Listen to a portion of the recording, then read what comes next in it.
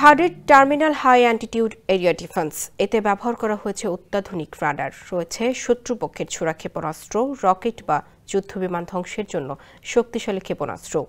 Third নিজের ১৫০ থেকে ২০০ কিলোমিটারের মধ্যে আসা ব্যালিস্টিক ক্ষেপণাস্ত্র নিমিষেই ধ্বংস করতে পারে। এর সফলতার হারও খুব বেশি। যুক্তরাষ্ট্রের বিমান বাহিনী C-17 ও C-5 উড়োজাহাজের মাধ্যমে দ্রুত কোনো স্থানে মোতায়েন করা যায় থার্ড।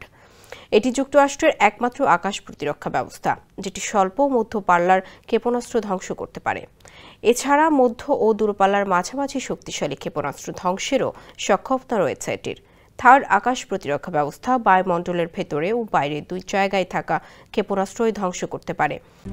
RICL TMX, যুগের পর যুগ স্থাপনা থাকে মজবুত।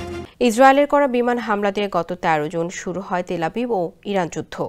ইসরায়েলের করা হামলা জবাবে ইরান কৌশলগত পারমাণবিক, সামরিক এবং শিল্প লক্ষ্যবস্তুতে হাইপারসনিক সহ বিপুল সংখ্যক ব্যালিস্টিক ক্ষেপণাস্ত্রের প্রতিক্রিয়া জানায়। ফলে বন্ধু রাষ্ট্রকে সাহায্য করতে যুক্তরাষ্ট্র তার বিশ্বব্যাপী থার্ড সিস্টেমের মজুদের ১৫% থেকে ২০% ব্যবহার করেছে। ইরানি প্রজেক্টাইলগুলোতে নিক্ষেপ করা ইন্টারসেপ্টরের খরচ ৮০০ মিলিয়ন ছাড়িয়ে গেছে। পর্যবেক্ষকরা লক্ষ্য করেছেন যে প্রতিটি ইন্টারসেপ্টরের দাম ১২ থেকে ১৫ মিলিয়ন ডলার। ওয়াশিংটনের ওপর তার গুরুত্বপূর্ণ আঞ্চলিক মিত্রকে রক্ষা করার জন্য বিশাল চাপের কারণে তারা সাপোর্ট অপারেশনের সময় ৭টি শক্তিশালী বিশ্বব্যাপী থার্ড ব্যাটারির মধ্যে কমপক্ষে ২টি মোতায়েন করেছিল।